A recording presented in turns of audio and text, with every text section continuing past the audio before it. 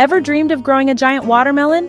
Today I'm here with easy tips and tricks to help you grow watermelons so big, they'll be the envy of the neighborhood.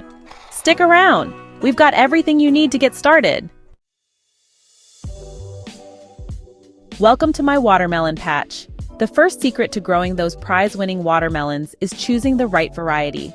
Not all watermelons are created equal. Some are bred for sweetness, some for size, and others for their beautiful flesh. For sheer size, choose varieties known for producing giants. One of my favorites is the Carolina Cross, famous for producing enormous oblong watermelons that can easily tip the scales at over 100 pounds. Another great option is the Black Diamond, known for its dark green rind and hefty size. If you want more color, the Crimson Sweet is a fantastic choice with its bright red, incredibly sweet flesh. When picking out your seeds or seedlings, check the labels carefully. Make sure you're getting a variety well-suited for your climate and soil type. Don't hesitate to ask for recommendations at your local garden center. Now that we've chosen our champion watermelon varieties, let's create the perfect environment for them to thrive. Watermelons need rich, well-draining soil. They're heavy feeders, so ensure the soil is full of nutrients. Before planting, dig in a generous amount of compost or well-rotted manure. This adds essential nutrients and improves soil structure. Watermelon roots love to stretch out and explore, so give them plenty of room. Create raised beds about 6 to 8 inches high. This improves drainage and allows the soil to warm up faster in the spring. Adding a bit of organic fertilizer to the soil before planting can give your watermelons an extra boost. Use a balanced fertilizer with equal parts nitrogen, phosphorus, and potassium. This ensures your plants have all the nutrients they need for healthy growth and big, juicy melons.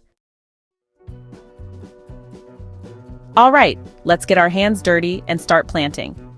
Watermelons are a rewarding crop, but they do require some attention to detail, especially when it comes to planting and spacing. Spacing is key for watermelons. These plants need ample room to grow and spread out. Those sprawling roots need plenty of room to gather nutrients. Without enough space, the plants can become crowded and compete for resources, which can stunt their growth. If starting from seed, sow them directly into the ground after the last frost and when the soil has warmed up. This ensures that the seeds have the best chance to germinate and grow strong. Plant the seeds about 1 inch deep and 4 to 6 feet apart. This spacing allows each plant to have enough room to develop its root system and spread its vines. If using seedlings, gently remove them from their containers without damaging the roots. Be careful, as the roots are delicate and can easily be harmed.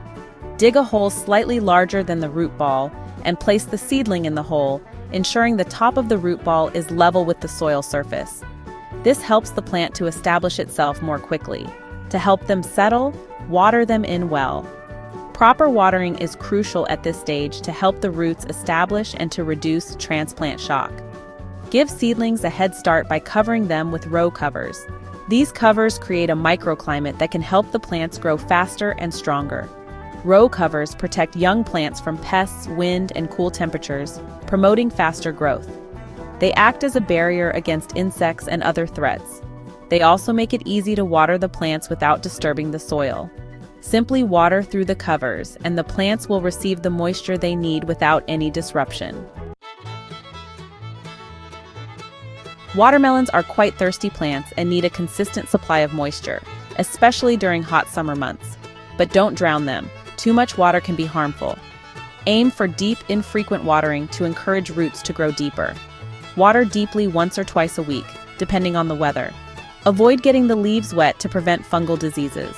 Water the base of the plant directly using a soaker hose or a watering can with a long spout. Mulch helps retain moisture in the soil, reducing the need for frequent watering. A layer of organic mulch like straw or wood chips around the base of your plants helps with this. Mulch also suppresses weeds, but we'll talk more about this in a bit. Remember, well-drained soil is key for happy watermelons. Keep an eye on the weather and adjust your watering schedule as needed. Watermelons need a balanced diet to thrive and reach their full potential. Early in the growing season, give them a boost with a balanced fertilizer. This provides essential nutrients for strong roots and healthy foliage. Look for a fertilizer with equal parts nitrogen, phosphorus, and potassium. As the plants start to vine and produce flowers, switch to a fertilizer higher in phosphorus and potassium. These nutrients are essential for fruit development and sweetness. Follow the instructions on the fertilizer package carefully. Too much fertilizer can harm your plants, so err on the side of caution. Organic fertilizers release nutrients slowly, providing a steady supply of food. Mulching and weed control are crucial aspects of watermelon care. Mulching helps regulate soil temperature, retain moisture, and suppress weeds. Straw is a great choice for mulch, as it's readily available and inexpensive. Wood chips decompose slowly, providing long-lasting weed control. Shredded bark or cocoa bean hulls can also be used. Spread a 2 to 3 inch layer of mulch around the base of your watermelon plants. Be careful not to pile it up against the stems. This creates a barrier between the soil and weeds, making it difficult for them to sprout. Keep an eye out for weeds and pull them out as soon as you see them. Weeds can quickly take over a garden, stealing valuable nutrients and water. Regular weeding and mulching will keep your watermelon plants happy and healthy. Watermelons rely on pollination to set fruit. This process is crucial for the development of the juicy, sweet watermelons we all love. Without pollination, those beautiful yellow flowers will wither and fall off, never turning into the delicious fruit we anticipate. Watermelons have both male and female flowers on the same plant. The male flowers are typically more numerous and appear first, followed by the female flowers. The male flowers produce pollen, which needs to be transferred to the female flowers for fertilization. This transfer is essential for the fruit to develop. Bees are natural pollinators, attracted to the bright yellow flowers. They play a vital role in the pollination process. As they collect nectar and pollen, they transfer pollen from the male flowers to the female flowers. This movement is what enables the fertilization process. Sometimes there aren't enough bees around to do the job effectively. This can be a significant issue for gardeners. This can be due to pesticide use, habitat loss, or a lack of bee-friendly plants. These factors can drastically reduce the bee population in your garden. If your watermelon plants are flowering but not setting fruit, you might need to help with pollination. Hand-pollinating watermelons is simple and can be very effective. Use a small, soft-bristled paintbrush. This tool mimics the action of a bee collecting pollen. Gently swirl the brush inside a male flower to collect pollen, then transfer the pollen to the stigma of a female flower. This manual transfer can ensure that pollination occurs. The stigma is the sticky part in the center of the flower. It's designed to catch and hold pollen. Repeat this process with several flowers on each plant to ensure good pollination. By doing this, you can help your watermelon plants produce the fruit you desire. Pruning can make a big difference in the size of your watermelons. It's a simple, yet effective technique that can transform your harvest.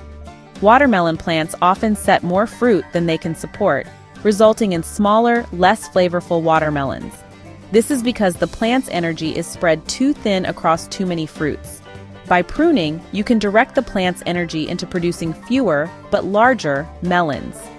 This means more nutrients and water are available for each remaining fruit, leading to bigger and tastier watermelons. Wait until the fruits are about the size of a tennis ball before pruning. This size indicates that the plant has established enough growth to support the remaining fruits. This ensures the plant has enough energy to support the remaining fruits.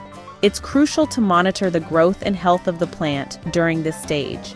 Use pruning shears or a knife to remove small, misshapen, or damaged fruits.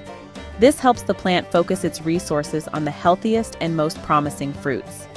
Remove any fruits growing too close together to prevent overcrowding.